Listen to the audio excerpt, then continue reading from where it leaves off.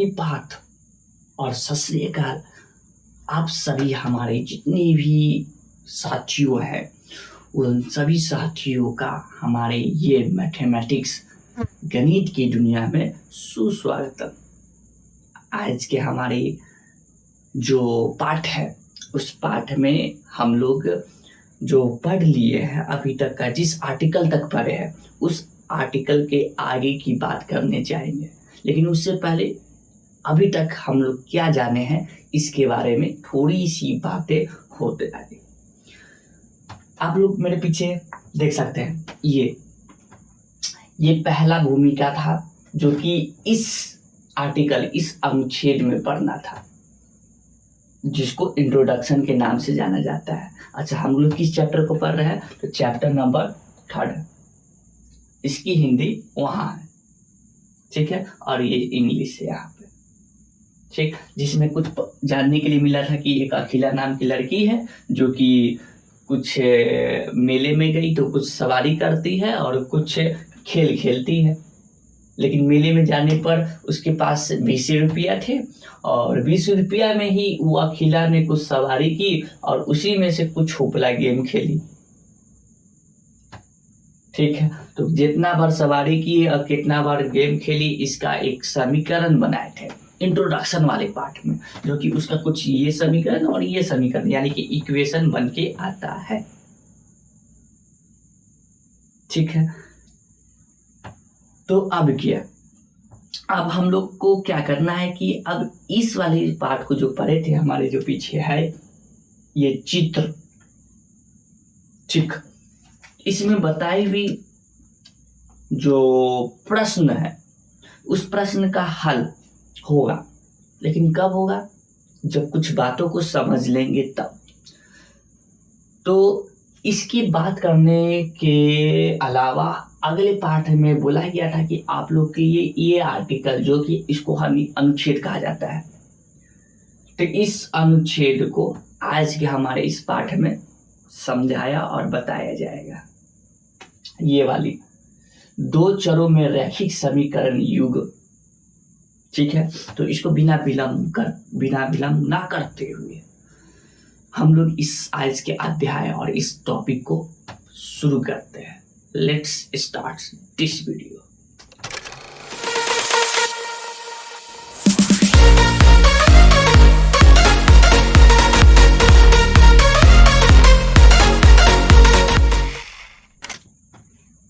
तो इसी से आगे हमारे चैनल में आप सब जो आए हो इसकी शुक्रिया आप लोगों को, तो साढ़े सबको। तो देखें, हम लोग इस अनुच्छेद को पढ़ने जा रहे हैं अभी, ठीक है, जो कि 2 चरों में रैखिक समीकरण युग के बारे में बात होगा। तो इसको आइए कुछ पहले उदाहरण देते हैं, जो कि उदाहरण हमारे इस एनसीईआरटी के बुक में लिखा गया है। लेकिन हाँ, मेरे भी जितने भी साथियों हैं इस क्लास 10th के, उनको मैं एक निवेदन करना चाहता हूँ कि आप जब भी अपना पढ़ाई प्रारंभ करें, उस पढ़ाई को प्रारंभ करते वक्त पहले उस पुस्तक को, जो भी पुस्तक होगा उस पुस्तक को पहले उसको क्या करेंगे? नमन करेंगे, यानी कि उसको प्रणाम करेंगे। उसके बाद आप सरस्वती का एक वंदना करेंगे। वो सरस्वती का वंदना 3 बार या फिर 5 बार होना चाहिए। इस तरीके से अपने इस कर को इस तरीके से जोड़ेंगे। इस कर को जोड़ने के बाद कराग्रे वसते लक्ष्मी, कर मध्य सरस्वती, कर मूल्य गोविंदम, प्रभाते दर्शनम, ये बोलने के बाद इस मंत्र को इस तरह से रगड़ के अपने चेहरे पर लगाएंगे। इसे आप भले ही टॉपर तो नहीं निकलिएगा, लेकिन हाँ, आपकी जो बुद्धि है उस बुद्धि में वृद्धि जरूर होगी। अगर अच्छे लगा, मतलब इस बात को अगर ठीक लगा, तो आप अपने दोस्तों तक पहुंचाएंगे और इस चीज को अपनाएंगे। हमारी ये संस्कृति है भारत देश की, जब भी किसी चीज से ज्ञान का अर्जन होता है तो उसे हमें या फिर हम सब भगवान मान लेते हैं, या फिर कोई भी हो, कोई भी चीज हमें कुछ भी प्रदान कर देता है उस चीज को हम लोग भगवान मान लेते हैं। जैसे कि गरीब सब है, तो गरीब सब का मसीहा अगर कोई बनता है तो गरीब सब उसे भगवान मानने लगता है, ठीक है। तो पुस्तक या फिर किताबी कॉपी ये हमें ज्ञान देती है, तो इसे हम सरस्वती माता के रूप में भगवान मानते हैं। खैर, हम लोग का विषय जो है उस विषय पे बात करते हैं। ये आपकी श्रद्धा, आपकी भावना होती है। आप इस पे अपना विचार खुद स्वयं करेंगे। हम लोग जो ये अभी पढ़ने जा रहे हैं, इसका एक समीकरण उदाहरण लेते हैं, ठीक है। एक बात आपको बता दें, समीकरण ये जो है इक्वेशन, ये होता है इंग्लिश में, सीबीएसई वाले लोग पढ़ते हैं, हिंदी में समीकरण पढ़ा जाता है। समीकरण कब होता है? जब समीकरण तभी कहलाएगा जब उसमें लगेगा इक्वल, बराबर का जो चिन्ह होता है आता है तभी लगता है, तभी होता है हमारा समीकरण, ठीक है। तो एक समीकरण लेते हैं जो कि हमारा है ये कुछ इस प्रकार का 2x प्लस का 3y इक्वल टू 5, ठीक है। उसके बाद एक समीकरण लेते हैं ये x माइनस 2y माइनस का 3 इक्वल टू 0। ये दो समीकरण लिए, ठीक। इस दो समीकरण में अलग अलग दो चर है। चर समीकरण क्या होता है? तो समीकरण ये जो होते हैं, ये हमारे इक्वल का जो चिन्ह होता है वो लग कर किसी चीज को समीकरण बनाता है, ठीक। दूसरा चर, जिसको इंग्लिश में क्या कहते हैं? वेरिएबल कहते हैं, ठीक है। ये होता है ए से लेकर जेड तक का, ठीक, जिसमें दो चर इसमें लिया गया है, दो चर लिया गया है अलग अलग, एक एक्स और एक वाई, ठीक है। लेकिन रैखिक है क्योंकि इसका पहला मतलब इस दोनों चर का हाईएस्ट डिग्री पावर 1 है, सबसे उच्चतम घात इसका कितना है? 1 है। उस वजह से इसको रैखिक बनाता है, ठीक। तो यहां पर क्या हुआ? रैखिक समीकरण बनाया। युग्म का मतलब होता है पेयर मतलब कहने का मतलब यहाँ पे जो समीकरण लिया गया है कितना लिया गया है? 2, एक ये और एक ये, ठीक। तो इसको एक साथ जोड़ा बनाकर इसको हम लोग युग्म कहें, ठीक है, अच्छी बात है।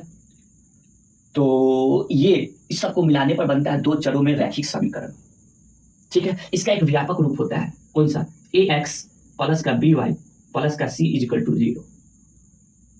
ये है स्टैंडर्ड फॉर्म जिसको व्यापक रूप कहा जाता है, ax plus by plus c equal to 0, ठीक है। जिसमें a, b और c, a, b और c ये क्या है? वास्तविक संख्या है, वास्तविक संख्या। कौन कौन? a, b और c, ठीक है, हाँ। और इसमें एक और बात कहा गया है कि यहाँ पर इस वास्तविक संख्या में अभी a और b दोनों शून्य नहीं है। शून्य नहीं मतलब a और b जो है यहाँ पर अभी 0 नहीं आया है, शून्य नहीं आया है, ठीक। इसमें एक प्रतिबंध लगता है, वो प्रतिबंध ये है, ये वाले इस रैखिक समीकरण में प्रतिबंध, जैसे कि a और b जो है वो शून्य नहीं कहा गया है। इसमें प्रतिबंध ये है कि प्रतिबंध a square plus b square ये कभी भी शून्य के इक्वल नहीं होगा, ये प्रतिबंध है, ठीक है। बहुत अच्छी बात है, प्रतिबंध है। तो ये जो प्रतिबंध देखे और ए बी सी इसमें क्या है इस चीज को देखे। अब थोड़े इस पे विचार करते हैं।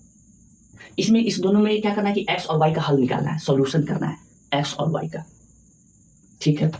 तो अभी फिलहाल पहला वाला इसको लेके चलते हैं, ठीक है। तो इसको वाला लेके चले तो यहाँ पे लिखे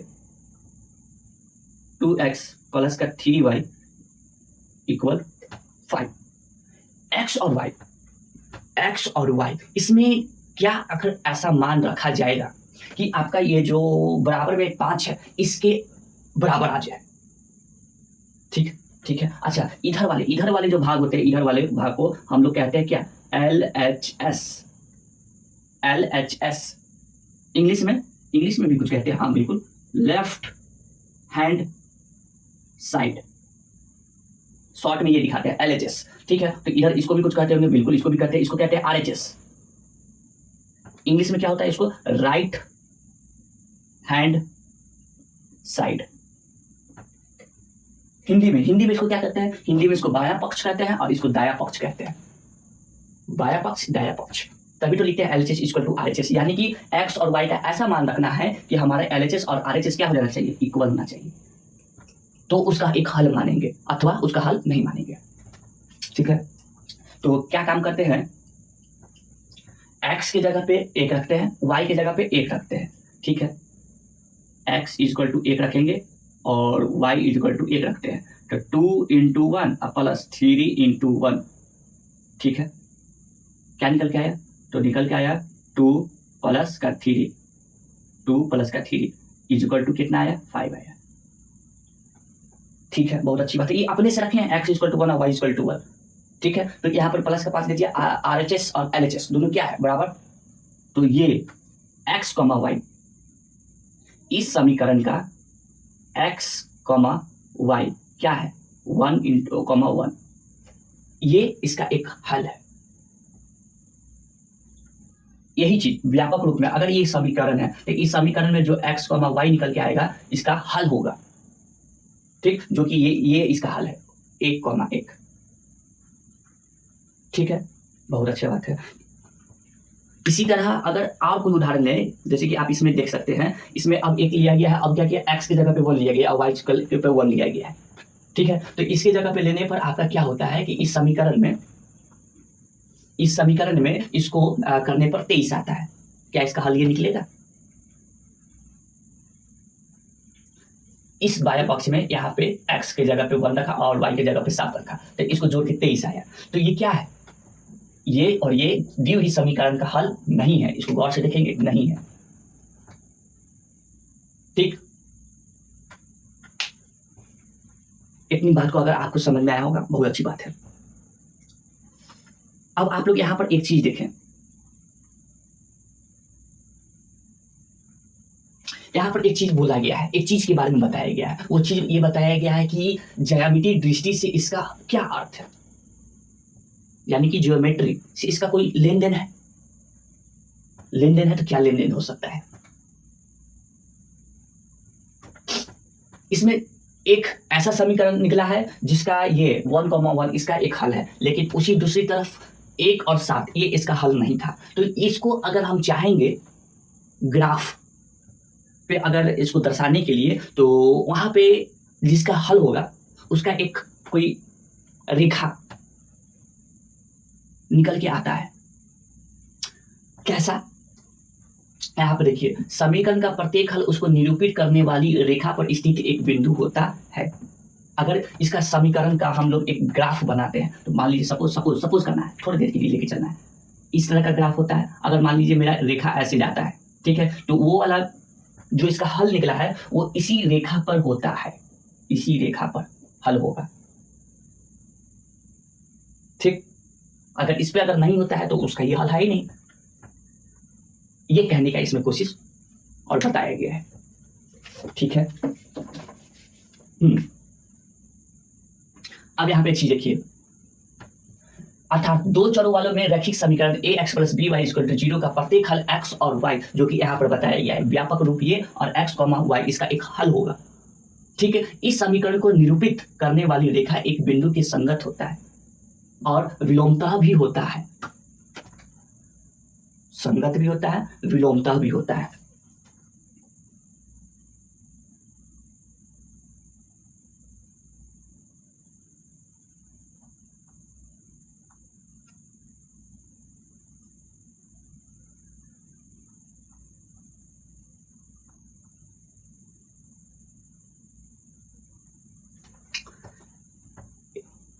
थोड़े पुरानी क्लास को याद करते हैं।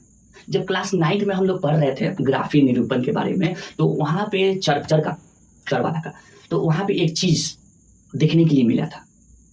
जब भी हम लोग दिया हुआ निर्देशांक को हम लोग निरूपित करते थे, x, y का निर्देशांक अगर ग्राफ पे बनाते थे, तो उस ग्राफ में कुछ अलग अलग तरह के रेखा गुजर के जाते थे उस पर। ठीक है, कैसा गुजर के जाते थे? तो कभी कदाल होता था कि ऐसे, कभी कदाल, हर समय की बात नहीं कर रहे, कभी कदाल ऐसे गुजर के जाता था, जहां पे एक जगह पे कट करता था। ठीक है, लेकिन कभी कदाल ऐसा भी गया है, ऐसा और ऐसा भी गया है ग्राफ बनाते वक्त। कभी कदाल ऐसा भी गया है कि एक के ऊपर एक, ऐसा एक के ऊपर एक आई है, ऐसा भी हुआ है, जो कि आपको यहां बताया गया है। ये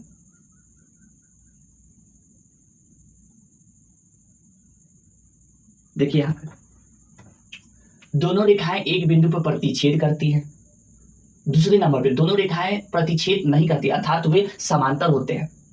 तीसरे में दोनों रेखाएं संपाती, यानी कि एक के ऊपर एक चढ़ जाता है।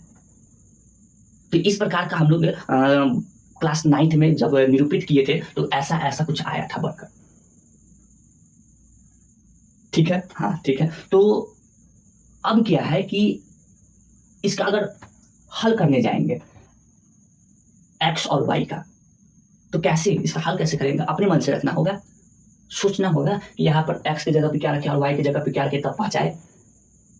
तो इसके लिए आपको कुछ विधि है और कुछ यहाँ पर बताया गया है कि आपको पहले ग्राफी के जरिए समझ ले, उसके बाद फिर प्रतिस्थापन के बारे में समझ ले कि कैसे कैसे इसको हल किया जाता है।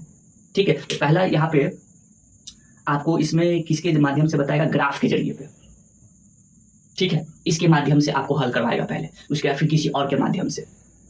ठीक, तो इसको समझने के लिए चलते हैं। हाँ जी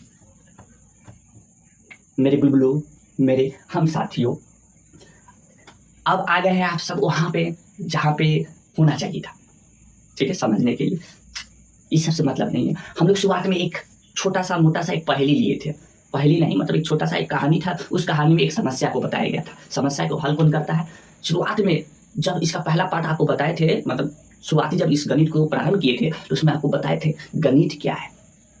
तो अंक गणित का जो दैनिक जीवन के अंक गणित को जो समस्या का हल करता है वो गणित है। ठीक है, तो यहाँ पर भी अंक गणित का समस्या आया है, वो भी दैनिक जीवन का। एक लड़की है, उस लड़की का नाम अखिला है। उसका अब हल करेगा, ना फिजिक्स करेगा, ना बायोलॉजी करेगा, ना केमिस्ट्री करेगा, हल करेगा मैथमेटिक्स। ठीक है, आइए करते हैं। उदाहरण लिया जा रहा है। ठीक है, उदाहरण एक है। इस अनुच्छेद में कुछ उदाहरण बताया, मतलब कुछ समस्या को बताया गया था, जो कि बोला गया था अकेला में मेले में 20 रुपया लेकर जाती है और वह चरखी की सवारी करना तथा उपला खेल खेलने चाहती है। इन स्थितियों को बीजीय व्यंजक तथा ग्राफीय रूपों से व्यक्त कीजिए। ग्राफ के जरिए इसको रूप करना है, व्यक्त करना है। तो उसमें समीकरण बन के आया था एक ये और एक ये, क्या? y = 1/2x। ठीक है, दूसरा बन के आया था ये वाला, कहा गया 3x प्लस का 4y = 20। ये दो समीकरण बन के आया था। ठीक है, एक ये आया था और दूसरा ये आया था। ठीक है, हाँ थोड़ा इसको इजी कर ले और आसान कर लेते हैं। कैसे? क्योंकि ये अपॉन में है, बटा में है, तो इसको आसान कैसे करेंगे? इस 2 को इधर ले आते हैं तो भाग में इधर आएगा, कैसे में होगा? गुना में। तो इधर हो गया 2y = इधर क्या है? 1 × x है। ठीक है, अब क्या करेंगे? इस 2y को उठाकर उधर ले जाते हैं। ठीक है, तो कुछ ये ऐसे लिखाएगा x, इसको गुना करने पर x, ये उठा के इधर आए तो माइनस का 2y, इधर क्या लिख दिए? 0 लिख दिए, जो कि इधर आता है, लेकिन इसको कुछ ऐसे सजा दिए। ठीक है, इसके ये जैसे है, इसको ऐसे सजा दिए। ठीक है, इसको थोड़ा इजी कर दिए, हल कर दिया। ठीक है, तो पहला समीकरण ये और दूसरा समीकरण मेरे पास ये आया। अब इसको ग्राफी के जरिए निरूपित करेंगे।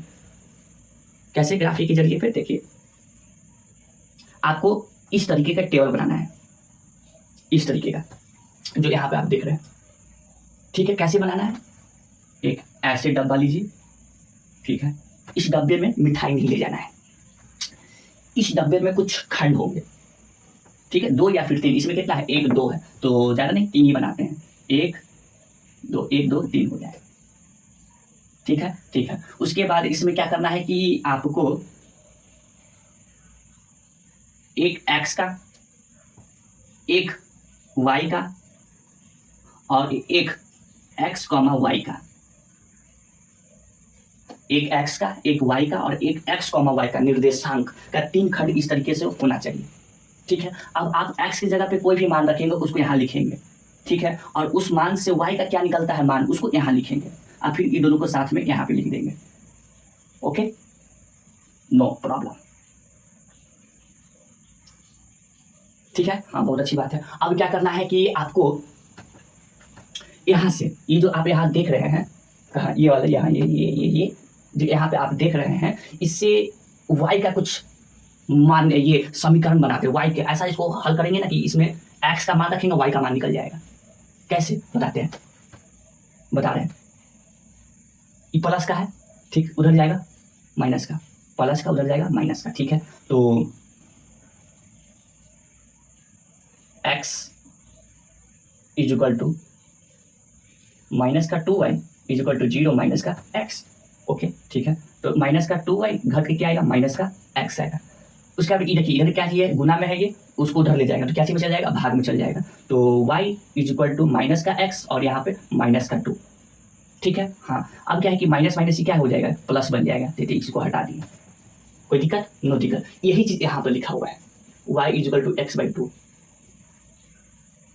ठीक है। इसको दोनों तरफ अलग अलग LHS और RHS में x और y रख दिए, क्यों, क्योंकि x की जगह पर मान रखते चलेंगे, y की जगह निकलते चलेगा।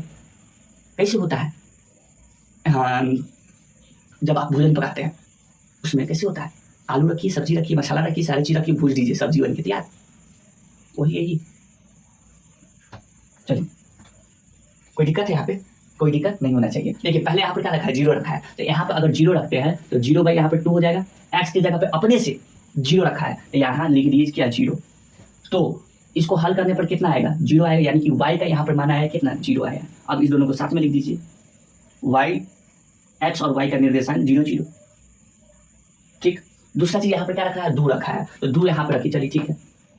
ऊपर 2, x की जगह पे 2 रखा है, तो नीचे कितना है, 2 है, तो 2 से 2 कट गया, कितना आ गया, 1 आ गया, तो y की जगह पे 1, ठीक। इसका निर्देशांक 2,1, एक और ला के चलते, क्या 4 रख देते हैं, ठीक है। यहाँ पे x की जगह पे अपने से 4 रखते हैं, तो यहाँ पे 4 रखने पर यहाँ पे क्या होगा, 2 से 2 कट जाएगा, कितना मरते में, 2 मरते में, ये निकला y का। यहाँ पे लिख दीजिए 4,2, ठीक है। यहाँ पे 2 लिया है, लेकिन यहाँ पर मेरे तरफ से 3 बोल लिए हैं, ठीक है, ये समझने के लिए। इतनी बात समझ में आ गया। अब दूसरा, ये जो दूसरा जो समीकरण है, अब इस समीकरण का भी इसी प्रकार का एक सारणी यानी कि टेबल बनाएंगे, जैसा ई बना हुआ है वैसा इधर भी बनाएंगे, ठीक है। जल्दी जल्दी करते हैं, ये हो गया, ठीक है। एक बनेगा x का, एक बनेगा y का, और दूसरा बनेगा निर्देशांक बनेगा x, y, ठीक है। कोई प्रॉब्लम, नो प्रॉब्लम। अब क्या करना है, अब करना यूं है कि समीकरण बनाना है, LHS RHS को दोनों को तरफ x और y होना चाहिए। चलिए करते हैं, इसको करें, ठीक है करते हैं। तो यहाँ पे है 3x प्लस का 4y is equal to 20, plus का उधर जाएगा माइनस का, तो 4y is equal to 20 minus 3x, ठीक है। 4 गुना में है, नीचे आएगा तो भाग में, तो y is equal to 20 minus 3x by 4, ठीक है। तो ये जो चीज निकाले हैं x और y दोनों LHS RHS की तरफ है, x का मान रखते चलिए, y का निकलते आएगा, ये यहाँ लिखा हुआ है, ठीक है। रखते चलते हैं,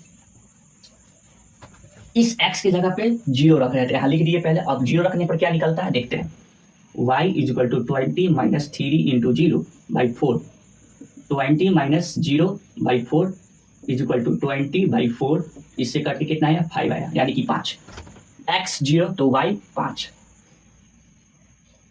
इसका निर्देशांक क्या बना, 0,5, ये बना। दूसरा क्या रखा गया है,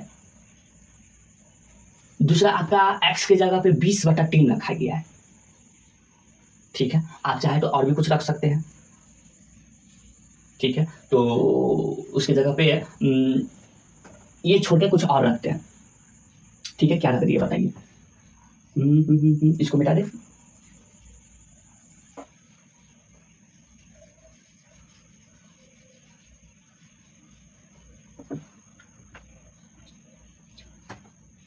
y is equal to 20 minus 3 into 4, 4 रख दिए, ठीक है। तो यहाँ पे x की जगह पे कितना रख रहे हैं, 4 रख रहे हैं, ठीक है। तो 4 रखने पर कितना मिलता है, तो 4 रखने पर नीचे कितना 4 चल रहा है, तो y 20, इसको गुना करने पर 12, नीचे कितना 4, घट कर कितना 8 आएगा, तो नीचे 4, 4 से कट गया कितना 2, तो 4 रखने पर y 2 आया, जो कि यहाँ पर दिया हुआ है, ये दिया हुआ है, ठीक है। कोई दिक्कत नहीं। इसका निर्देशांक 4,2, ठीक है। एक चीज और रखते हैं, एक चीज और क्या रखते हैं देख लेते हैं, 5 रख लेते हैं, ठीक है। एक और रख के बना देते हैं, क्योंकि इधर भी 3 लिए तो इधर भी 3 को मैक्सिमम, ज्यादा से ज्यादा 3 को लेके चलना है। x y is equal to 20 minus 3 into 5, ठीक है। 5 तिया 15 और इसमें घट के 5/4 आएगा। कुछ और रखते हैं, 6 तिया 18, 18 रख देते हैं। नहीं, ये भी रख के चलते, चलिए ठीक है। अच्छा, y is equal to 20 minus इसको गुना करने पर 15, ठीक, नीचे कितना 4 घट कर 20 में से 15 जाएगा तो 5/4 आएगा, ठीक है। x की जगह पे कितना रखे, 5 रखे, तो y कितना आया 5/4, 5/4। इसका निर्देशांक 5,5/4, ठीक है। ओके, अब इसका क्या करना है, ग्राफी निरूपण करना है, ठीक। तो इसका ग्राफी निरूपण करते हैं तो कुछ इस प्रकार का आता है।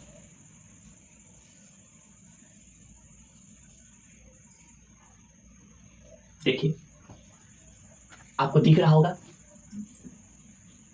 दिख रहा है। तो इस ग्राफ कॉपी पे अगर इसको निरूपित किया जाए तो यहाँ पे देखिए इस वाली रेखा पर आपका जो आया है 4,205, ये कहाँ है, ये रहा, ये इसका है जो कि यहाँ पर बताया गया है, यहाँ पे लिख भी दिया गया है। ये 3x प्लस का 4y इक्वल टू 20 का ये आपका हल है, ये ठीक है। उसके बाद इसका कहा गया, इसका ये x minus 2y equal to 0, इसका कहा गया, तो उसका ये रहा, यहाँ से ऐसे गया, ठीक है। जो कि इसका हल एक 0 0 है और एक हल यहाँ पर ये है 4,2, ठीक है। अब यहाँ पर देखिए एक जगह ये एक दूसरे को क्या कर रहा है, यहाँ पर ये काट रहा है, बिल्कुल काट रहा है। तो कुछ इसका ग्राफ जैसा कि बताया गया था, कभी कदाल ऐसे बन के आता है, कभी कदाल ऐसे बनता है और कभी कदाल एक के ऊपर एक बन जाता है, ऐसे बन जाता है। बात समझ गए होंगे। इसी तरह आपका एक और दिया गया है उदाहरण नंबर 2 में, जो कि एक ये समीकरण है और एक ये समीकरण है। इस दोनों समीकरण का फिर इस प्रकार से टेबल बनाया गया और इसका ग्राफी निरूपण किया गया, तो इस प्रकार से निकल के आया। देखिए ये जो है ये एक के ऊपर एक है, इसी के ऊपर इसका ग्राफ बन रहा है 4x plus 6y equal to 18 का आ रहा है हल, और इसी के ऊपर 2x प्लस का 3y माइनस इक्वल टू 9, ये इसका हल आ रहा है, एक के ऊपर एक समपाती, ठीक है। एक और है जो कि आपका ये है उदाहरण नंबर 3। इन दोनों समीकरण का अगर ग्राफी निरूपण किया जाए, इसके जरिए टेबल बना दिए, टेबल बनाने पर ऐसे ऐसे ये निकाल दिए और उसके बाद इसको बनाया गया, तो इसका हल निकल के आता है कुछ ऐसे, देख रहे हैं, ये ऐसे ऐसे इस पे निकल के आया ग्राफी पे। ये कैसा है, समांतर है, ठीक है। ये इसमें समांतर निकला है, ये दोनों का युग्म का, ठीक है। लेकिन इस जो भी है इसको नीचे यहाँ पे लिखना पड़ता है। बात को समझे, और भी है कुछ नहीं। अगर इतनी बात को अगर समझ गए हैं, इस सब बात को समझ गए हैं, तो अब आप लोगों को अगले पाठ में ये चीज लेके मिलेंगे, 3.1 का सॉल्यूशन, इस एक्सरसाइज का हल, ठीक है। अब मुझे जाने का अनुमति दीजिए, मिलूंगा अगले पाठ में। तब तक के लिए आप लोग का बहुत बहुत धन्यवाद। जय हिंद, जय भारत।